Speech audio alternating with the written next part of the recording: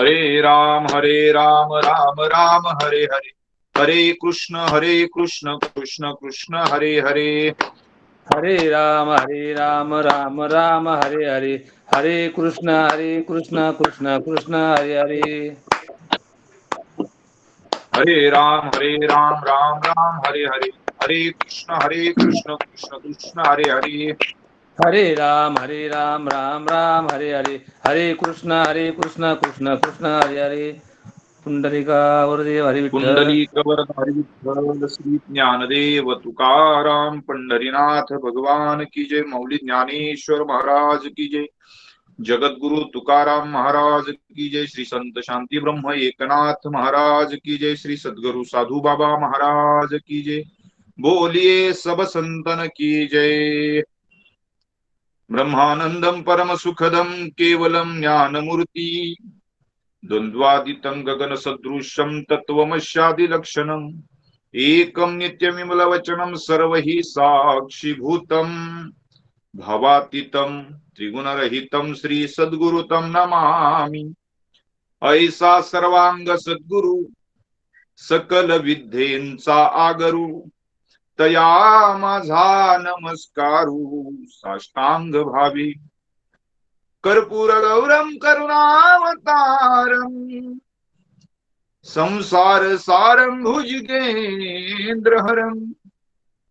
सदा वसन्तं हृदयारविन्दे,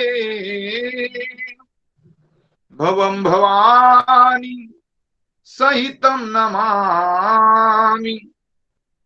कैलास राणा शिवचंद्रमौळी, फणींद्र माथा मुगुटी झळाळी, कारुण्य सिंधू भवदुःखहारी, तुझ वीन शंभो मज कोण तारी, मनोजवं मारुतुल्य वेगम जितेंद्रियं बुद्धिमता वरिष्ठम, वातात्मज वानरयुद्ध मुख्यम, श्रीरामदूतं शरणं प्रबध्ये। अनेकांच्या कापितिमाना निष्ठुरपणा पार नाही, करीती बेटे उसनवारी यमपुरी भोगावया, सेंदराचे दैवत केले नवस बोले तयासी, तुका म्हणे नाचती पोरे कोडिता ये रे अंग दुःख करीत। प्रस्तुत प्राप्त प्रसंगी आज या ठिकाणी जगद्गुरु संत श्रेष्ठ तुकाराम महाराज प्रासादिक गाथा ऑनलाईन असणारी ही प्रवचनमाला, ऑनलाईन असणारी ही सेवा, शेकडो हजारो या ठिकाणी श्रोतृवर्ग आपल्याला या ठिकाणी या सेवेसाठी अनेक दिवसापासून जोडला गेलेला आहे। सुंदर असणाऱ्या पर्वकालाच्या या कालखंडामध्ये म्हणजे मोहिनी एकादशीच्या पासून या ठिकाणी या प्रवचनमालेला प्रारंभ झालेला आहे। हरिदिनी एकादशी या पर्वकाळाला प्रारंभ करून आज जवळजवळ 121वे हे प्रवचनमालेचं हे पुष्प आपण या ठिकाणी आज गुंफणार आहोत, गुंफण्याचा प्रयत्न करणार आहोत। या कार्यक्रमाला शुभाशीर्वाद ज्यांचे लाभले पूजनीय गुरुवर्य कृष्ण कृपांकित विकासानंद महाराज मिसाळ यांच्या या कृपाशीर्वादाने, यांच्या संकल्पनेतून अनेक गुरुवर्य मंडळी या ठिकाणी या कार्यक्रमाला किंवा कार्यक्रमासाठी ज्यांचे आशीर्वाद आपल्याला लाभलेले आहेत या प्रवचनमालेसाठी, सर्वांच्याच नामाचा उल्लेख करून सर्वांना वंदने या ठिकाणी करून आपण या सेवेला प्रारंभ करणार आहोत। कुठेतरी या ठिकाणी माझं भाग्य म्हणावं लागेल की तुकोबारायांच्या एका अभंगाच्या सेवेचं भाग्य माझ्याकडे आलं। ही सेवा करण्याचा योग तुम्हा सर्वांच्या वतीने माझ्यापर्यंत या ठिकाणी ज्यांनी हा निरोप पोहोचवला, आदरणीय हरिभक्ती परायण मित्रबंधू, माझे परमार्थाचे स्नेही वारकरी मित्र, वारकरी सेवक प्रेमानंद महाराज शास्त्री उर्फ प्रवीणजी महाराज आंबेकर, पारनेर जिल्हा नगर, यांनी या ठिकाणी हा सेवेचा निरोप माझ्यापर्यंत दिला। ही सेवा करण्यासाठी त्यांनी मला सांगितलं आणि म्हणून तो सेवेचाच भाव घेऊन या ठिकाणी आजच्या या सेवेसाठी मी उपलब्ध झालोय। सेवा करत असताना तुकोबारायांच्या गाथेतील हा अभंग माझ्या समोर 121व्या या सेवेचा अभंग माझ्या समोर त्यांनी दिला. अनेकांच्या कापती माना निष्ठुरपणा पार नाही. निष्ठुरपणाबद्दल या ठिकाणी तुकोबाराय बोलतात की जे स्वतःच्या पोटासाठी दुसऱ्यांच्या माना कापतात त्यांच्या निर्दयीपणाची या ठिकाणी या जगामध्ये आता सीमा राहिलेली नाहीये. कोणही काहीही करतो आणि म्हणून या निष्ठुरपणाचा तो भाव की तो निष्ठुरपणा किती असावा त्याची सीमा नाही. आणि म्हणून जर असं कुणी करत असेल तर यमपुरी त्या ठिकाणी त्याला चुकणार नाही. यमपुरी ही त्याला भोगावी लागेल. एखादी असणारी स्त्री दगडाला सिंदूर लावते त्याच्या समोर त्या ठिकाणी नको त्या पद्धतीचा संसारिक असणाऱ्या आसक्तीचा असणारा नवस त्या ठिकाणी त्या दगडाच्या समोर सिंदूर लावून ती बोलते. महाराज म्हणतात की केवढा हा हिंसाचार, केवढा हा पोरकटपणा आहे. आणि स्वतःला जे ठिकाणी आपण हे जे काही करतो ते आपल्याला आपल्या उभ्या आयुष्यामध्ये काही चुकणार नाही. खरं तर ही तुकोबारायांनी आपल्याला सावधानता सुद्धा सांगितलेली. समाजामध्ये चाललेला दुराचार सुद्धा तुकोबारायांनी आपल्या समोर मांडलेला आहे. आणि अंधश्रद्धा निर्मूलनवाले जर कोणी आपल्यापैकी कोणी असेल किंवा अन्य कोणी त्या ठिकाणी काम करणारी अनेक मंडळी आहेत सेवाभावी. अनेकांचे प्रश्न आपल्याला अनेक वेळा त्या ठिकाणी आपण कानावरती येत असतात. तर त्यांच्यासाठी सुद्धा हा अभंग अत्यंत सुंदर आहे. लोक म्हणतात ना, संतांनी समाजाला आळशी केलं, संतांनी समाजाच्या समोर जर अंधश्रद्धा आणली, संतांनी समाजाच्या समोर अंधश्रद्धा आणली नाही तर संतांनी समाजाच्या समोर अंधश्रद्धा येऊच दिली नाही. याच्याकरता तुकोबारायांची केवढी मोठी सावधानता आहे या अभंगाच्या माध्यमातून. अनेक गोष्टी आपल्याला या चिंतनामध्ये बोलायच्या. तुकोबारायांना नमन करून या ठिकाणी आपण सेवेला प्रारंभ करणार आहोत. मनुष्याकृते राघवे ख्याती केली, शिळा शिखरे सागरी तारियली. तुका स्वामी हा पूर्ण ब्रह्मा प्रकाशी, जळी रक्षिले निर्जीवा कागदासी. महाराज हा जन्मला मृत्यू लोकी, दुजी उपमा नाढळे इह लोकी. भव सिंधुसी बांधिलासे तुझेने, अनाथा दिनाकारणे तुकयानी. तुका भासला मानवी वेशधारी, परिहालिला विग्रही निर्विकारी.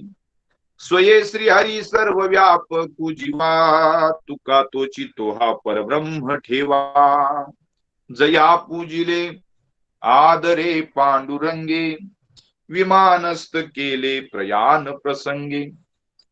तनु मानवी दिव्य रूपीच केली, न त्यागिती हे दिव्य लोकासी नेली. तुकोबारांच्या गाथेला पंचमवेद म्हटलं जातं. गाथेची पारायण या महाराष्ट्रात होतात, या भारत देशात होतात.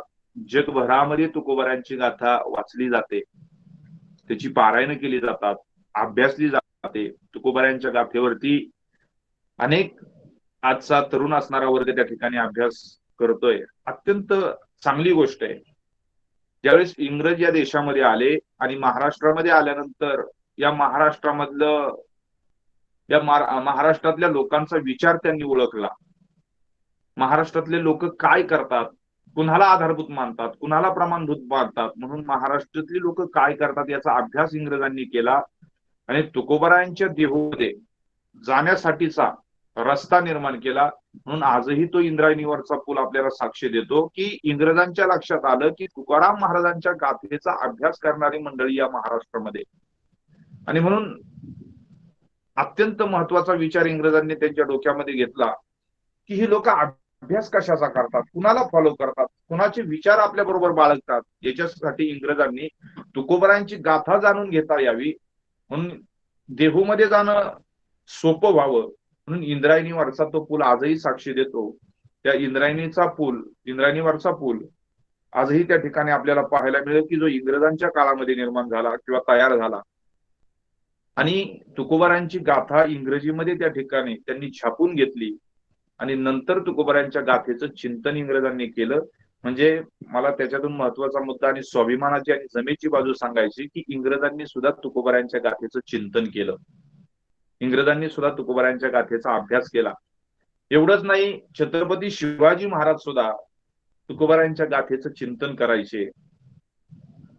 अनेक अभंगाच्या माध्यमातून आपण सांगतो की छत्रपती शिवाजी महाराजांना तुकोबारायांनी त्या ठिकाणी उपदेश केला. मला ते आज आपल्याला चिंतन करायचं नाही, पण एक मला अत्यंत एक माता भगिनीची एक अशी ओळ मला ती भावली. ती म्हणते, काय तुकोबारायांच्या अभंगामध्ये सामर्थ्य होतं. सोन्यासारखा अभंग तुकोबाने उच्चारला, सोन्यासारखा अभंग तुकोबाने उच्चारला, सुभेदाराच्या सुनेनी हो सुभेदाराच्या सुनेनी येथे सन्मान पाहिला, येथे सन्मान पाहिला.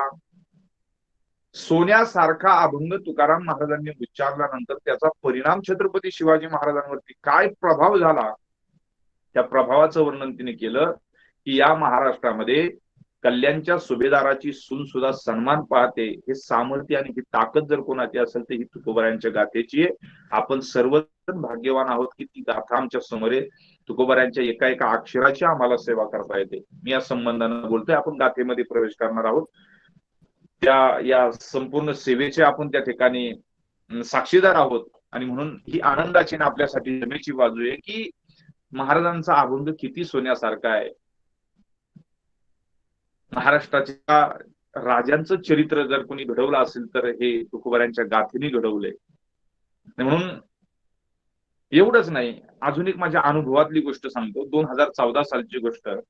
मी ज्यावेळेस हरिद्वारला, बद्रीनाथ, केदारनाथ, गंगोत्री, यमुनोत्रीला त्या कालखंडामध्ये अभ्यासासाठी राहण्यासाठी गेलो, फिरण्यासाठी गेलो, तेव्हा अनेक साधू महात्म्यांच्या भेटी ऋषिकेश, बद्रीनाथ, आपल्या भारत देशातल्या 4 धामांपैकी जे धाम आहे बद्रीनाथ, केदारनाथ, या क्षेत्रामध्ये अनेक साधूंच्या भेटी झाल्या. महात्म्यांच्या दर्शनाचा योग आला. एक 80 वर्षाचे गोविंददास नावाचे महात्मे साधू त्या ठिकाणी साधना करत होते. म्हटलं महात्म्यांच्या सानिध्यामध्ये जाऊन जरा बसावं, काय करतात हे विचारावं. आणि म्हणून त्यांना प्रश्न केला, महाराज या ठिकाणी तुम्ही कधी आला? म्हणजे बाळा, मला कळत नव्हतं, तेव्हापासून मी माझं घर सोडून इथपर्यंत आलो. आज 80 वर्ष झाली. वेदाचा अभ्यास करतो. 4 वेद, 6 शास्त्र, 18 पुराण, प्रचंड अभ्यास माझ्या आयुष्यामध्ये मी केला. आणि माझ्या मनात सहज प्रश्न आला, म्हणलं बाबा इतकं करता हे कशासाठी सर्व? म्हणलं परमात्मा प्राप्त व्हावा, देव भेटावा, याच्याकरता हे सगळं करतो. म्हणलं महाराज अजून काय करता? म्हणजे 80 वर्षाच्या या कालखंडामध्ये बर्फ पडला ना या हिमालयामध्ये, बर्फामध्ये आम्ही वर्षानुवर्ष त्या ठिकाणी राहतो. एका पायावरती उभं राहून त्या ठिकाणी भगवान परमात्म्याच्या नामाच्या चिंतनाची आम्ही साधना केली. एवढंच नाही, बाजूनी अग्नी पेटून त्या ठिकाणी त्या अग्नीमध्ये सुद्धा आम्ही मध्यभागी उभं राहून त्या ठिकाणी साधना केली. अनेक नानाविध प्रकारचे योग केले, हठयोग केले, सगळं काही केलं असं ते सांगत होते. मी म्हणलं इतका सगळं हे कशासाठी केलं, काय त्याचं कारण? नाही म्हणले, माझ्या आयुष्यातलं सगळ्यात मोठं ध्येय होतं की परमात्म्याने आयुष्यामध्ये एकदा तरी भेट द्यावी, याच्याकरता मी ही सगळी साधना केली. बरं म्हणलं ठीक आहे. पुढे विचारलं, मग ही सगळी साधना केली, मग देव भेटला का? म्हटले नाही, भेटला नाही. पण म्हटले आता मात्र भेटण्याची नक्कीच मला खात्री वाटते आणि त्याची अनुभूती सुद्धा येते. म्हणलं असं काय घडलं? 80 वर्षाच्या कालखंडामध्ये भेटला नाही आणि आता मात्र भेटण्याची तुम्हाला खात्री वाटते, कारण काय? त्यावेळेस त्यांना विचारलं तर त्यांनी सांगितलं की बाळा, मी महाराष्ट्रामधल्या तुकोबारायांची गाथा जी हिंदीमध्ये प्रकाशित झालेली आहे ती गाथा तुकोबारायांची वाचतोय आणि गाथेचा अभ्यास करता करता मला अनुभूती येते की साक्षात देव भेटल्याची अनुभूती मला प्राप्त होते आणि एक दिवस मला सगुण साकार रूपानं गाथा पूर्ण झाल्यानंतर नक्कीच तो भेट देईल. ही गाथा अभ्यासकांची आणि गाथेचं पारायण करणाऱ्याची अनुभूती आहे. हिमालयातल्या एका साधूची अनुभूती आहे की जसं संत बोलतात ना, एका एका अक्षरामध्ये आहे माझा रमाकांत, एका एका अक्षरामध्ये परमात्मा कसा आहे, गाथा वाचल्यानंतर त्या ठिकाणी आपल्याला नक्कीच अनुभूती येते. हिमालयातल्या साधूला जर अनुभूती येत असेल तर महाराष्ट्रातल्या माणसांना काय येणार नाही? बरं, ही गाथेचं सामर्थ्य आहे, ही गाथेची ताकद आहे. असो, चला अभंगाच्या चिंतनाकडे आपण या ठिकाणी बोलतोय. की अनेकांच्या कापेती माना. हल्लीच्या कालखंडामध्ये मानेवरती सुरी ठेवून मान कापली पाहिजे असं काही नाही. महात्म्याचा, साधूचा, विद्वानाचा अपमान सुद्धा हे मान कापल्यासारखंच आहे. कायिक, वाचिक, मानसिक. साधूचा जर आपल्याकडनं अपमान घडला, मोठ्या विद्वानाचा आपल्याकडनं सहजता अपमान घडत नाही, पण जाणून बुजून जर आपण त्यांचा अपमान करायला लागलो, तो समजून जायचं हे मान कापल्यासारखं आहे. त्या निष्ठुरपणाचा त्या ठिकाणी अंतच नाही. जगामध्ये अपमान तसा कोणाचाही करू नये, आणि त्याच्यातल्या त्यात साधूचा तर कधीच करू नये. महात्म्यांचा, विद्वानाचा कधीच आपल्याकडनं अपमान होऊ नये, कारण ते परमात्म्याला सहन होत नाही. तुकोबरायाचं प्रमाणे साहत गोविंदा नाही त्याचे. अपमान घडू नये आपल्याकडनं, निंदा घडू नये, त्याचे परिणाम आपल्याला त्या ठिकाणी भोगावे लागतात. तुकोबरायांनी गोड असं उदाहरण दिले, सर्वांग कुरवळी उपटी एकची रोमावळी. आपल्या सर्वांगाला जर आपण हात फिरवला, तर त्या सर्वांगाला हात फिरवल्यानंतर आनंद वाटतो, पण एक रोम उपटल्यानंतर त्या ठिकाणी किती मोठं प्रचंड दुःख होतं, किती यातना होतात, किती दुःख होतं. पण आपण हा कधीच जगाचा विचार करत नाही. जर शारीरिक जर पाहिलं गेलं, तर एक रोम दुसऱ्याला त्रास देण्याच्या अगोदर आपण जर आपला एक रोम उपटून पाहिला, तर आपल्याला किती यातना होतात. आणि म्हणून दृष्टांत म्हणून नगर भागातील संत झाले, सगळ्यांच्या डोळ्यासमोर नाव येईल, संत शेख मोहम्मद म्हणून. नगरमधील वाहिरा नावाचं त्यांचं गाव, गोड असं चरित्र आहे त्यांचं. मालकाने सांगितलं, म्हणले चलो बकरे को हलाल करणे काय, बकऱ्याला कापायचंय असं त्यांना सांगितलं. त्यांनी ऐकलं. त्या जीवाकडे त्यांचं लक्ष गेलं, बकऱ्याकडे त्यांचं लक्ष गेलं, पाहिलं, वाईट वाटलं. माझ्यासारखाच आत्मा, माझ्यासारखाच जीव त्याच्यामध्ये. म्हणून बकऱ्याला मानेवरनं त्याच्या सुरा फिरवायचा आहे. त्याच्या अगोदर त्यांनी स्वतःचा अंगठा कापून पाहिला.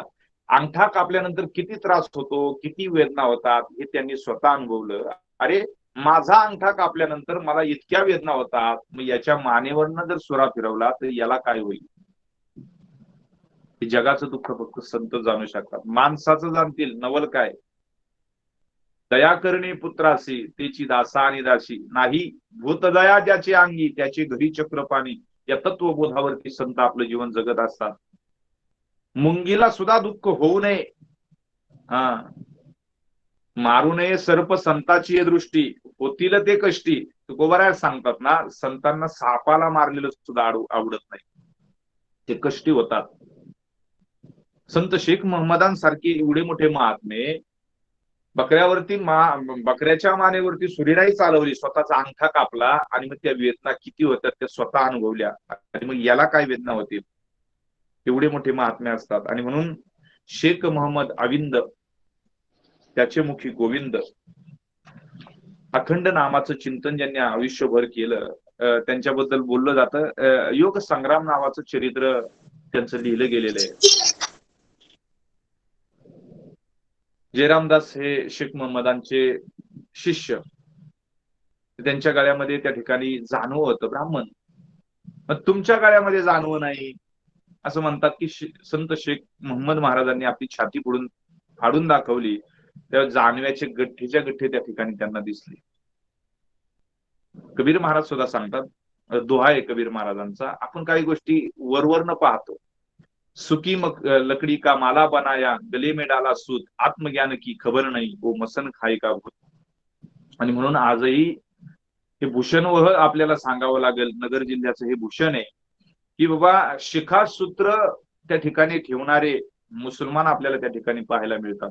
का, की आमच्याही कुळामध्ये जो साधू संगती लागला, माझ्या नामदर्शनाला, सुपात्र देह वेचिला, तो जन्मला श्रीमंत कुळी. जो साधूच्या संगतीमध्ये येतो तो सामान्य कुळातला राहत नाही, तो त्या ठिकाणी श्रीमंत कुळामध्ये जन्माला आल्यासारख्या. नाथ भागवतातील अत्यंत आवडीची ओवी, जो साधू संगती लागला, माझ्या नाम दर्शनाला, सुपात्र देह वेचिला, तो जन्मला श्रीमंत कुळी.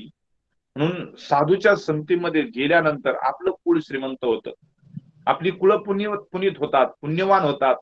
साधूच्या संगतीमध्ये राहिल्यानंतर देवाला हे आवडतं. म्हणून तुकोबरायांचं प्रमाण आहे, मज दास करी त्यांचा, तुमची या दासाच्या दासाचा. मला त्यांचा दास करा देवा. तुमचे जे कोणी भक्त आहेत ना, तुमचे जे कोणी दास आहेत ना, तुमच्या दासाच्या दासाचा मला दास करा असो. आणि म्हणून गोड असं संत शेख मोहम्मद महाराजांचं चरित्र आहे की बाबा त्याला काय वेदना होतील, दुसऱ्याची मान कापण्याच्या अगोदर आपण थोड्या त्या ठिकाणी आपल्याला थोडं काही झालं, करंगलीला कापल्यानंतर, अंगठ्याला कापल्यानंतर किती वेदना होतात. असे संत जीवाची किंवा जीव जाणणारे संत असतात. एकदा त्या पंचतंत्रामध्ये अनेक गोष्टी आल्या, गोष्टी आहेत प्राण्यांच्या, पण सगळ्या आहेत त्या माणसांसाठी. पंचतंत्रातल्या सगळ्या गोष्टी प्राण्यांच्या. म्हणजे एक कोंबडा कापणारा, त्याचं दुकान होतं. म्हणजे एक दिवस त्याच्या हातामध्ये कोंबडा आला आणि कोंबड्याच्या मानेवरती सुरी फिरवण्याच्या अगोदर त्या कापणारानेच विचारलं कोंबड्याला, म्हणजे का रे कोंबड्या, सगळ्या पक्ष्यांमध्ये सगळ्यात जास्त कापलं जातं तर तुलाच. त्याच कोंबड्याने उत्तर दिलं होतं, म्हणले जो समाजाला जागा करतो ना त्याला असंच कापलं जातं. कोंबडा पहाटे रोज लवकर समाजाला जागा करतो. संतांचं तसंच आहे, विद्वानांचं तसंच आहे, चांगल्या माणसांचं तसंच आहे. समाजाला जागा करणाऱ्या माणसाच्या संबंधानं आणि संतांनी हा समाज जागा केलाय. नाथ महाराजांचं अत्यंत गोड त्या ठिकाणी चिंतन आहे त्याच्यावरती. रात्रंदिवस घोकी तो आम्ही, तुम्ही सावध असा, तुमच्या नगरीचा नाही भरवसा, उजेड पडताना गळा पडेल फासा,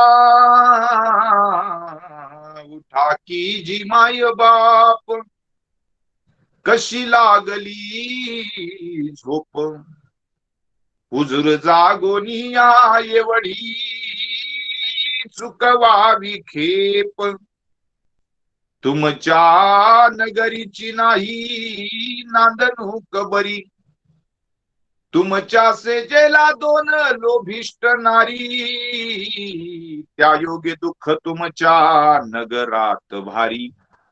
संतांनी समाजाला त्या ठिकाणी जाग केलं. उठा की जी मायबाप. म्हणून त्या कोंबड्याचं उत्तर सुद्धा ऐकण्यासारखं होतं. कापणारा कोंबडा उत्तर देतो, समाजाला जाग करणाराला असंच कापलं जातं. आजही कितीतरी माणसं समाजामध्ये चांगली करतात, चांगलं वागतात, समाजाचं हित जोपासतात, त्यांची तळमळ येतो हिताचा कळवळा म्हणून या असं काम करणारी, अशी सेवा करणारी माणसं आहेत. म्हणून तुकोबाराय सांगतात, त्यांना सुद्धा त्रास देणारी माणसं आहेत. अनेकांच्या कापिती माना, निष्ठुरपणा पार नाही, अशा निष्ठुरपणाचा त्या ठिकाणी पारावार राहिला नाही. आणि म्हणून असं किती जरी करत राहिलो तरी त्याची फेड आपल्या जीवनामध्ये आपल्याला पुन्हा पुन्हा होणार आहे. करीती बेटे उसनवारी यमपुरी भोगावया. आपणच आपला यमपुरीचा रस्ता त्या ठिकाणी शोधतोय, आपणच त्या ठिकाणी यमाच्या दिशेनं यमपुरीला चाललोय, आपणच आपली वाट निर्माण करतोय. जसं तुकाराम महाराज म्हणतात, तुका म्हणे सोपे वैकुंठाशी जाता, रामकृष्ण कथा दिंडी ध्वजा. तुका म्हणे सोपे वैकुंठाशी जाता, रामकृष्ण कथा हेची वाट, रामकृष्ण कथा किंवा चिंतन परमात्म्याचं केलं तर ती वाट वैकुंठाला जाते. पण असा जर त्या ठिकाणी इतके निष्ठुर झालो चांगल्याच्या संबंधानं तर आपली ती वाट यमपुरीला जाते. तुकोबराय सांगतात, तुका म्हणे वाट कुंभपाकाची ते नीट, पूर्वजासी नरका जाणे ते ऐका, करावी निंदा अथवा चाडी, मनी धरोनी आवडी. आपण जर मनामध्ये जर आवड धरून एखाद्याची निंदा आणि चाडी केली ना, आपण आणि आपले पूर्वज त्या ठिकाणी नरकाला जातात. महाराज खूप कठीण बोलले. मात्रागमना ऐसी जोडी पातकाची राशी. म्हणजे केवढं मोठं पाप लागतं. एक निंदा जर आपण लोकांची करायला लागलो तर इतकं भयंकर पाप लागतं. मात्रागमना ऐसी जोडी पातकाची राशी. एवढंच नाही तर महाराज सांगतात, तुका म्हणे वाट, त्यांनी इतकी चांगली वाट केली कुंभपाकाला जाण्याची लोकांची निंदा करून. सुखोबारांनी एका ठिकाणी उत्तर दिलंय, पूर्वी मी निळाचा अवतार होतो, नळ नीळ जांबुवंत, त्याच्यामधला मी पूर्वी निळाचा अवतार होतो, पण माझं तोंड त्या अवतारामध्ये चांगलं नव्हतं आणि म्हणून आता मी इथं, मला असा जन्म त्या ठिकाणी मिळाला. असो. आणि म्हणून आपणच आपली त्या ठिकाणी यमपुरीची वाट निर्माण करतो. उसणं हे कधीही फेडावं लागतं. नाथबाबांचंच प्रमाण आहे, केले कर्म झाले त्याची भोगा आले. केलेलं कर्म आपल्या वाट्याला येत असतं. आपण कितीही त्या ठिकाणी निष्ठुरपणा केला, एखाद्यावरती अन्याय केला, शतपटीने तो आपल्यावरती होत असतो. सीतामाईंच्या जीवनामधली गोष्ट सांगितली जाते. म्हणले सीतामाईंच्या आयुष्यामध्ये विश्वाच्या मालकाची प्रभू रामांची पत्नी आहे. ठीक आहे, सर्वसाचा त्याग करून नाथ महाराज सांगतात, कैसे श्रीराम सेवेचे सुख, चरणी चालता नाठवे दुःख, माया विसरली माया माहेर पक्ष, अत्यंत हरिक सेवेचा. प्रभू रामांची सेवा करण्याकरता वनांतराला सीतामाई आल्या. इतकं सगळं झालं, पण पतीच्या प्रभू रामांच्या विरहाचं प्रचंड मोठं दुःख त्यांच्या जीवनामध्ये त्यांच्या वाट्याला आलं.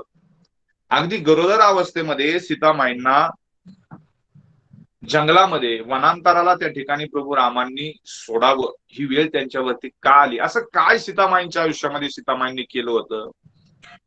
काही गोष्टी कुणालाही चुकत नाही. नामा म्हणे कर्मरेखान देवादिका चुकेना. नामदेव महाराज सांगतात, देवादिकाला नाही चुकत, कुणालाही चुकत नाही. गुरुदेव आदरणीय चैतन्यजी महाराज देगलूरकर यांनी हा मुद्दा सांगितला होता, ही गोष्ट सांगितली होती.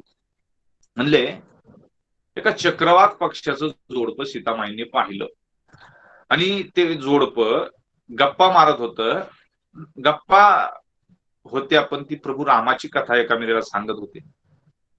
तो चक्रवाक पक्षीन ती गर्भिणी होती, गरोदर होती, आणि म्हणून आपल्या पत्नीला तो ठिकाणी प्रभू रामांची कथा सांगतो. सीतामाईंनी ते जोडप्याची ती कथा ऐकली. सीतामाईंना इतका आनंद झाला, त्यांना आवडलं. मला या पक्ष्यांनी त्या ठिकाणी कथा सांगावी म्हणून ते पक्षी पकडले आणि घरामध्ये आणून आपल्या पिंजऱ्यामध्ये ठेवले. सीतामाई रोज विनंती करायची, तुम्ही मला प्रभू रामांची कथा सांगता, गोड कथा सांगता. पक्षी सांगत होते. थोडे दिवस झाल्यानंतर स्वतंत्र फिरण्याची किंवा स्वतंत्र जंगल हे ज्यांचं घर आहे, म्हणून चक्रवाक पक्षी आणि त्याची पत्नी सीतामाईला रोज विनंती करायचे, सीतामाई आता प्रभू रामांची कथा तुम्ही ऐकली, आम्हाला त्या ठिकाणी जाऊ द्या. आमचं घर जंगलात आहे, तिथं आम्हाला गेलं पाहिजे.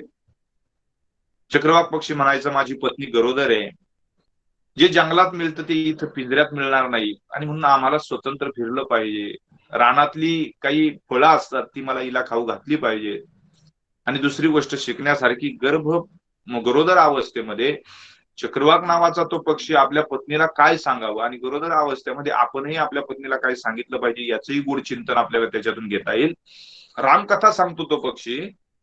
सीतामाईंना रोज ते पक्षी विनंती करायचे, सीतामाई सोडत नव्हत्या. एक दिवस इतका व्याकुळ झालेला तो पक्षी तिला सांगतो, अरे माझी पत्नी गरोदर आहे, मला गेलं पाहिजे, तिला खाऊ आणला पाहिजे. पक्ष्यांना सुद्धा डोहाळे असतात, तिला काय लागतंय ते दिलं पाहिजे. इथं राहून त्या ठिकाणी ती व्यवस्थित राहणार नाही. आग्रह केला, विनंती केली, सीतामाई सोडायला तयार नाही. दोघही पक्षी आणि पक्षीने आग्रह करतात. एक दिवस सीतामाईंनी सांगितलं, काय रानातून जंगलातून आणायचे ते तू घेऊन ये, हिला इथंच राहू दे. पक्षी उडत उडत गेला. सकाळी गेला, सायंकाळ झाली, तो पुन्हा आलाच नाही. इकडं पक्षीने इतकी व्याकुळ झाली, ती विनंती करते, सीतामाईंना म्हणते, अहो माझे पतिदेव कधी सकाळी गेले, माणसातून पक्षामध्ये गेल्यामुळं त्यांना दुसऱ्या पक्षांनी मारलं तर नसेल ना? सायंकाळ झाली, का पुन्हा आले नाहीत, का उशीर झाला त्यांना, का येत नाहीत? व्याकुळ झाली, हात जोडले, मला त्यांच्यासाठी तरी जाऊ दे. सीतामाईंनी सोडलं नाही. अखेर त्या चक्रवाक नावाच्या त्या पक्षानं, त्या पक्षिणीनं सीतामाईंना सांगितलं की या गरोदर अवस्थेमध्ये मला प्रचंड यातना या ठिकाणी पतिविरहाच्या भोगाव्या लागला. तुझ्याही पुढच्या या भावी आयुष्यामध्ये, तुझ्याही या गरोदर अवस्थेमध्ये पतिविरहाच्या प्रचंड असणाऱ्या यातना तुला भोगाव्या लागतील. करती बेटे उसनवारी यमपुरी भोगावया. मला तुकोबारायांचा फक्त मुद्दा इथे सांगायचा होता की सीतामाईच्या जीवनामध्ये सहज त्या ठिकाणी नकळत, मनी नाही ध्यानी नाही तरी सहज घडलं, तरी सीतामाईच्या वाट्याला इतकं मोठं पतिविरहाचं दुःख आलं. आणि म्हणून महाराज सांगतात की करती बेटे उसनवारी. पुढे जाऊन महाराज याच अभंगाच्या माध्यमातून बोलतात की बाबा, सेंदराचे दैवत केले नवस बोले तयासी. तात्यांनी गोष्ट सांगितली होती, आदरणीय पंडित कराडकर म्हणले, सीतामाई प्रभू वनवासामध्ये असताना सोन्याच्या हरणावरती लक्ष गेलं. मला त्या हरणाच्या कातड्याची चोळी हवी आहे. प्रभुराम त्या हरणाच्या पाठीमागे आग्रह धरला सीताबाईंनी. प्रभुराम हरणाच्या पाठीमागे गेले. म्हणजे बुद्धीनं परमात्मा सोडला. देव जवळ असून देखील दुसरी कशाची अपेक्षा पाहिजे? तसं देव आपल्याला प्राप्त आहे. आपल्याला अपेक्षा अनेक गोष्टीच्या आहेत. त्यातला जर सिद्धांतांमध्ये जर करायचं ठरवलं तर परमात्मा हा प्राप्त आहे. प्राप्त असलेल्या परमात्म्याची ओळख आपल्याला वारंवार करून देत आहेत. आपण ती ओळख करून घ्यायला तयार नाही. सीतामाईंच्या जवळ प्रभू राम असताना लक्ष गेलं हरणाच्या कातड्यावरती. देव त्या ठिकाणी हरणाच्या पाठीमागे गेले. बुद्धीची इच्छा झाली, मला ती हरणाच्या कातड्याची चोळी पाहिजे. बुद्धीचं लक्ष कातड्यावरती गेलं. प्रभू राम दुरावले. त्यातून मुद्दा असा काढला होता, सीतामाईंचं लक्ष कातड्यावरती गेलं. त्याचा परिणाम काय झाला तर सीतामाईंच्या आयुष्यामध्ये प्रचंड मोठं त्या ठिकाणी बंदिवासाचं दुःख त्या ठिकाणी भोगावं लागलं. रावणाच्या बंदिवासाचं एकांतामध्ये एवढं मोठं प्रचंड बंदिवासाचं दुःख भोगावं लागलं. नुसतं कातड्यावरती लक्ष गेलं. ज्यांचं लक्ष कातड्याच्या आतल्यावरती जात असं त्यांची अवस्था काय आहे? सीतामाईचं लक्ष कातड्यावर जातं. परिणाम केवढा मोठा भोगावा लागतो. कातड्याच्या आतमध्ये लक्ष गेल्यानंतर तुकोबाराया सांगतात त्याची अवस्था काय होईल, त्याच्या जीवनामध्ये काय उभं राहील. तो या अभंग तुकोबारायांनी सांगितला. मांस खाऊन हौसी करी, जोडोनी वैरी ठेवी याला, कोण त्यांची करील कीव, जीवे जीव नेलती, पुढिलांसाठी पाजळी सुरी, आपुली चोरी अंगोळी, तुका म्हणे पुढे कुटती हाडे, आपुल्या नाडे रडतील. महाराज सांगतात कळत नसताना काही गोष्टी तोपर्यंत विषय सोडून द्या, पण एकदा जर कळायला लागलं तर काही गोष्टी आपण जीवनात उभ्या आयुष्यात करूच नयेत. मांस खाताना हौस वाटते, मांस खाता हौस करी. लोक फक्त काही म्हणत होती, फक्त महाराज गणपती बाप्पा उठू द्या. बऱ्याच लोकांनी वाट पाहिली गणपती बाप्पा उठण्याची. उत्सव करत असताना देखील असं चिंतन करणारी लोक आहेत.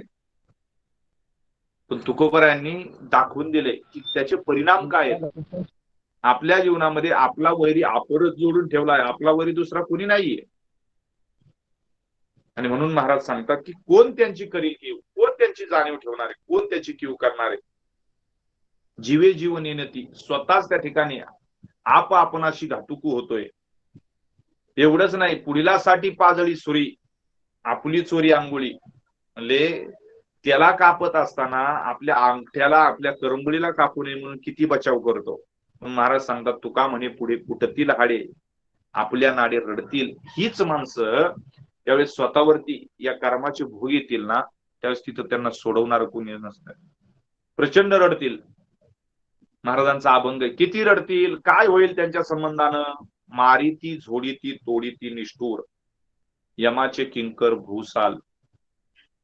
इतक्या यातना सहन कराव्या लागतील. एवढंच नाही, असिपत्र तोरवर खैराचे इंगळ, तप्त भूमीवरी चालविती पायी, अग्निस्तंभ बाही कवटाळविती. तापलेल्या भूमीवरती त्या ठिकाणी पायी चालवलं जाईल. अग्नीचे असणारे भले मोठाले स्तंभ असे कवटाळ्याला लावले जातील. असित पत्र तरुवर खैराचे इंगळ, तैलपाकी घालत लागतील ज्वाळा किंवा घालतील त्या तैलपाकामध्ये, ही अवस्था त्यांची होईल. मारीती झोडीती तोडीती निष्ठोर, यमाचे किंकर. यमाचे किंकर इतकं करतील, इतकं त्या ठिकाणी शासन करतील, इतकं मारतील. महाराजांनी सांगितलं की बाबा हे पहा, याचं चिंतन करा. म्हणजे त्या कालखंडामध्ये असे अनेक नवस बोलले जायचे. दगडाच्या देवा बगाडिया नवस, बाईल कथेस जाऊ नये. अंधश्रद्धा निर्मूलन वाल्यांसाठी अत्यंत हे महत्वाचे अभंग आहेत. संतांनी या समाजाला त्या ठिकाणी अंधश्रद्धा दाखवलीच नाही. अंधश्रद्धा कशी बाहेर या जगातून नाहीशी होईल याचं चिंतन संतांनी तेव्हाच करून ठेवलेले. नवस करणाऱ्यांच्या विरोधात सुद्धा त्या ठिकाणी संत बोलतात की नवसे कन्या पुत्र होती तरी का करणे लागे पती. जर नवसाने जर मुलगा मुलगी होत असत्या तर मग पती का करावा लागला असता. काय लग्न करण्याची गरज आहे, नवसानं कन्यापुत्र होतात तर. महाराजांचं चिंतन किती गोड आहे. संतांनी केलेला नैवस.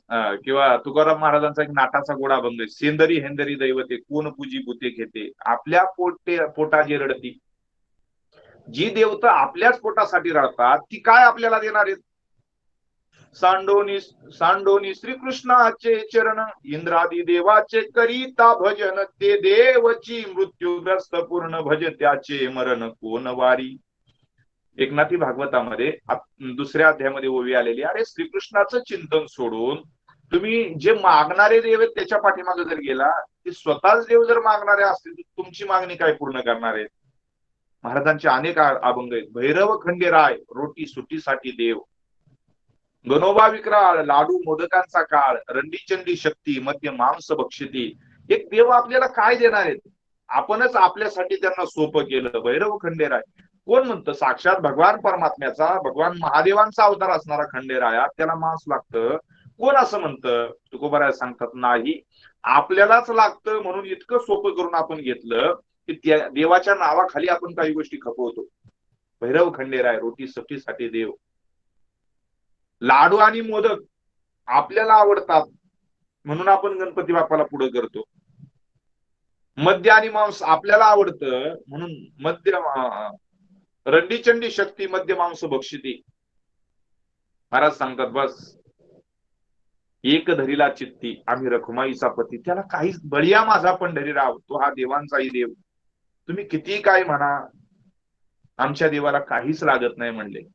आणि जे मागणारे देव आहेत ना, ते जर दुसऱ्याकडे मागत असतील तर ते आपल्याला काय देणार आहेत म्हणून सहज नवस बोलला जातो. एखादी माता भगिनी दगडाला शेंदूर लावून तिथं नवस बोलते, शेंदराचे दैवत केले नवस बोलले तयासी. आपणच शेंदूर लावायचा आणि आपणच त्याच्या समोर नवस बोलायचा, तो दगड आपल्याला काय देणार आहे, काय देणार आहे. ते सहज गोष्ट घडली. काही माता भगिनी अशा सुवासनी म्हणून गावदेवाला नदीला पूजायला गेल्या. त्या नदीचं पाणी वाढलं म्हणून अलीकडच्या दगडाला शेंदूर लावला. अजून नदीचं पाणी वाढलं, तो शेंदूर लावलेला दगड पाण्यामध्ये बुडला. पुन्हा वरच्या दगडाला त्या ठिकाणी शेंदूर लावला.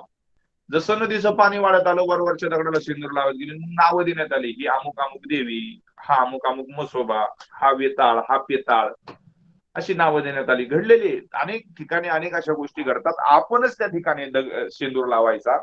आणि म्हणून तुकोबाराय बोलतात की शेंदराचे दैवत केले नवस बोले तयासी. तिथं नवस बोलून आपल्याला काय फळ मिळणार आहे.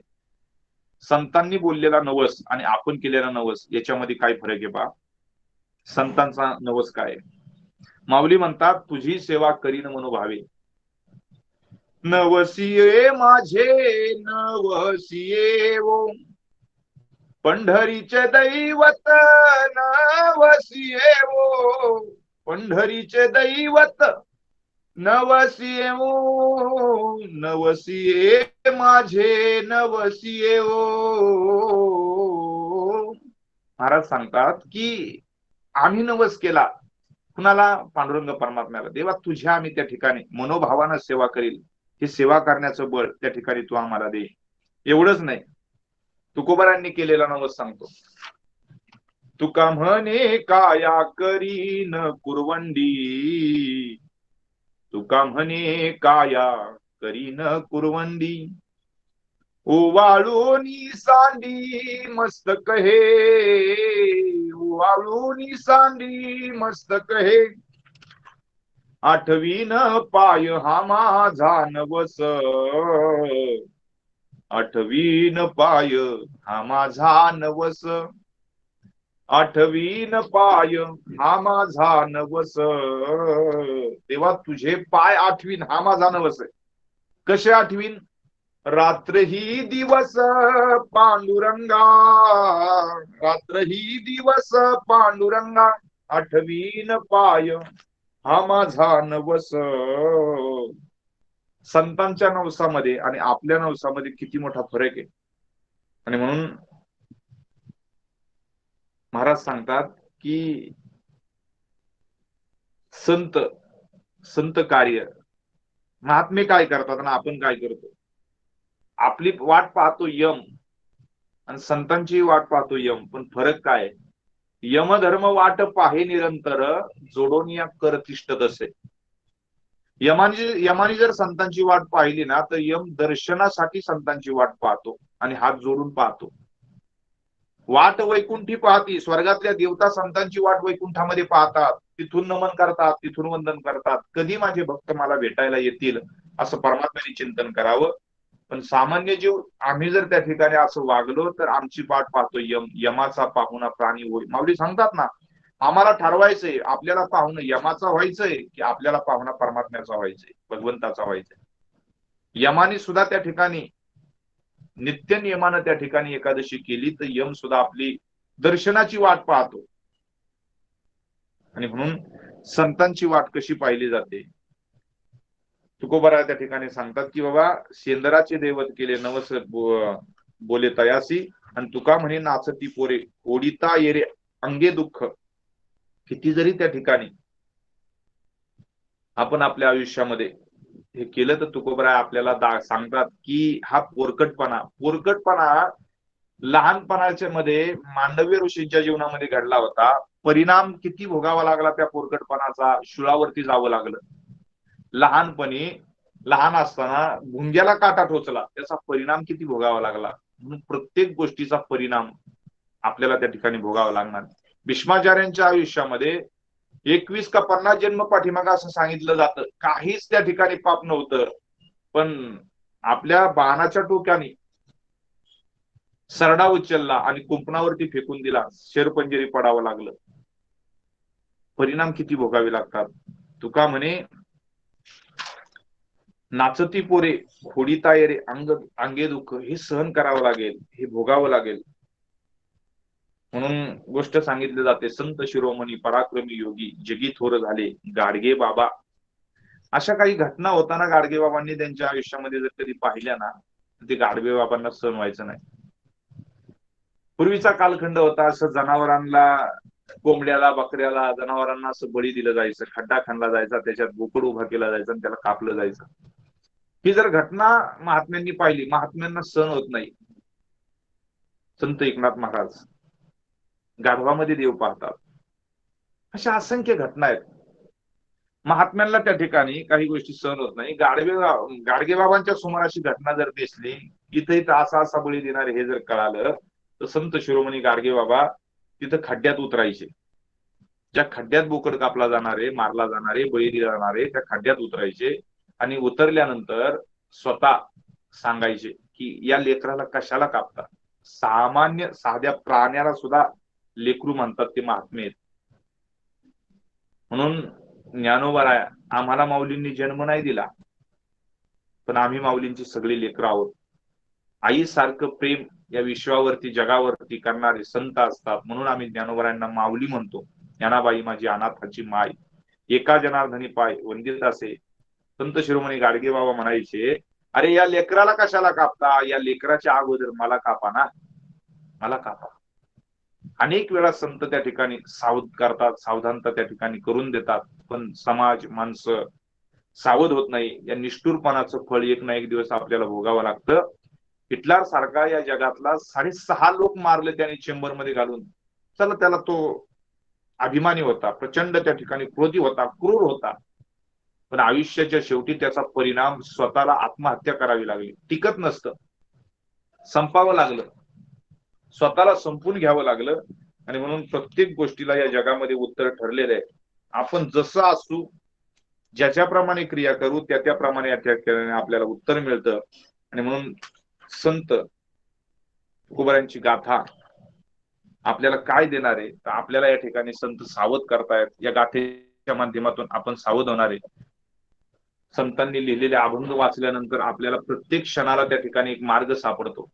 नामाच्या चिंतने वारा वाटा विलती विघ्ने. या कोरोनाच्या महामारीच्या कालखंडामध्ये आपण या चिंतनानं आपल्याला अनेक महात्म्यांनी इथं येऊन त्या ठिकाणी प्रबोधन केलंय, चिंतन केलंय, साररूप अभंगाचं या ठिकाणी निरूपण केलेलं आहे. काही ना काहीतरी एखादं का होईना वाक्य आपल्याला अंतःकरणाला भिडलं असेल आणि आपल्याला जगण्यासाठीचं बळ या निगेटिव्ह कालखंडामध्ये सुद्धा. खरं तर हा कालखंड पॉझिटिव्हचा आहे. पॉझिटिव्ह हा शब्दच इतका खराब होऊन गेला की तो आता ऐकायला सुद्धा नको वाटायला लागलं. पण याही कालखंडामध्ये आपल्याला जर एनर्जी कोणी दिली असेल, संत प्रमाणांनी एनर्जी दिली, ऊर्जा दिली, आपल्याला जगण्याचं बळ दिलं. आपल्याला जेव्हा खूपच आपल्या मनातून विचार किंवा अस्वस्थ आपल्याला होतं, जीवनामध्ये अशी निराशा आपल्या जीवनामध्ये येते, त्यावेळेस संतांचे अभंग त्या ठिकाणी गाथा उघडाव्यात. ज्ञानेश्वरी उघडावी, तुकोबारायांची गाथा उघडावी, सकल संत गाथा उघडावी, आणि जिथं येईल तिथून वाचायला सुरुवात करावी. आपल्याला नक्कीच मार्ग सापडेल. आपल्या जीवनामध्ये अघटित एखाद्याकडनं काही घडणार असेल तर त्या ठिकाणी तो नक्कीच थांबेल. हे सामर्थ्य आजही आहे. साध संतांच्या ग्रंथाचं दर्शन घेऊन गेलं तर नाथबाबा सांगतात की त्या दिवशी त्या ठिकाणी त्याचा अपघात होणार असेल तर तो टाळण्याचं सामर्थ्य किंवा टळण्याचं सामर्थ्य ग्रंथांच्या दर्शनामध्ये. तुकोबारायांची गाथा काय देते? तुमचा आमचा माथा त्या ठिकाणी सुधारावा याच्याकरता तुकोबारायांची गाथा आपल्या जीवनामध्ये आपल्याला प्रेरणा देते. म्हणून प्राचार्य आत्रे म्हणायचे, ज्याच्या घरी तुकोबारायांची गाथा नाही त्याला मोजून लाथा मारा, आणि ज्याचा एकही अभंग तुकाराम महाराजांचा पाठ नाही महाराज तो या महाराष्ट्रामध्ये राहण्याचा योग्यतेचा नाही असं म्हणणारी माणसं होती. तोच या महाराष्ट्रातला आहे असं म्हणायचे आचार्य आत्रे. किती कडक बोल आहे त्यांची, किती निष्ठा असेल ग्रंथांवरती, किती तुकोबारायांच्या गाथेचा अभ्यास करत असतील. मोठे मोठे साहित्यिक यांना विचारलं होतं, आदरणीय डॉक्टर विजयजी भटकर साहेब ज्यांनी या भारत देशाला संगणक दिला, त्यांना एकदा विचारलं, एबीपी माझा जी 24 तास त्यांची मुलाखत घेतली, जगानं ज्यावेळेस संगणक देणं नाकारलं त्यावेळेस भारत देशाचे त्या काळचे पंतप्रधान होते आदरणीय स्वर्गीय राजीवजी गांधी. त्यांनी सांगितलं की अमेरिका सारखा देश, जपान सारखा देश, अमेरिकेनंतर संगणकाला जपानला देश, आपल्याला त्या ठिकाणी अमेरिका जपान संगणक देत नाही.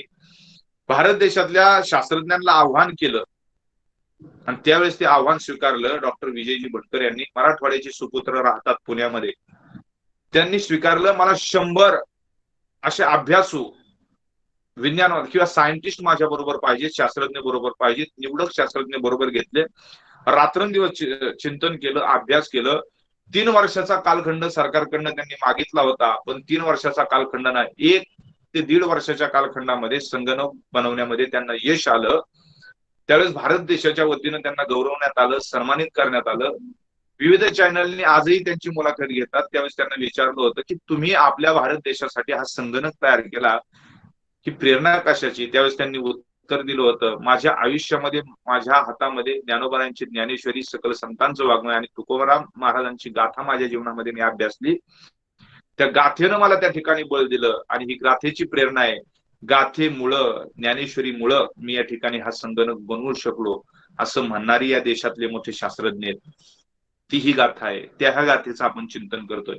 तर तुकोबारायांच्या गाथेचा आपण या ठिकाणी ही चिंतनमाला, आज 121वा दिवस आहे. आपणा सर्वांच्या वतीनं हा सेवेचा योग या ठिकाणी मला आला. आदरणीय डॉक्टर कृष्ण कृपांकित गुरुवर्य,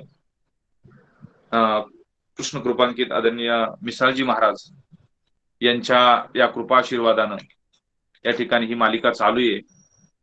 खर तर अनेक महात्मे आदरणीय डॉक्टर नारायण महाराज जाधव आहेत, ईश्वर महाराज आहेत, आमचे प्रेमानंद महाराज उर्फ प्रवीण महाराज आंबेकर, ही सगळीच मंडळी, आता सगळ्यांचा नामाचा उल्लेख मला करता येणार नाही. आदरणीय आमचे बाळासाहेबजी महाराज खरमळे असतील, शेखरजी महाराज जांभूळकर असतील, या सगळ्यांच्याच प्रेरणेनं, या सगळ्यांच्याच आशीर्वादानं ही चिंतन मला या ठिकाणी चालू आहे. ही चिंतन मला अखंडित अशीच त्या ठिकाणी चालू राहावी ही अभिलाषा या ठिकाणी मनामध्ये धरतो. सेवा करण्याची त्या ठिकाणी संधी उपलब्ध करून दिली, प्राप्त करून दिली, त्याच्याबद्दल सर्वांना या ठिकाणी वंदन करून कृष्ण कृपांकित गुरुवर्य डॉक्टर श्री विकासानंद महाराज मिसाळ यांच्या चरणावरती नतमस्तक होऊन माझे मित्रबंधू प्रवीणजी महाराज आंबेकर यांना वंदन करून आजच्या या सेवेला या ठिकाणी पूर्णविराम देतो. विठ्ठल विठ्ठल विठ्ठल विठ्ठल विठ्ठल पुंडलिक वरदारी विठ्ठल. श्री ज्ञानदेव तुकाराम पंढरीनाथ भगवान की जय. माऊली ज्ञानेश्वर महाराज की जय. जगद्गुरु तुकाराम महाराज की जय.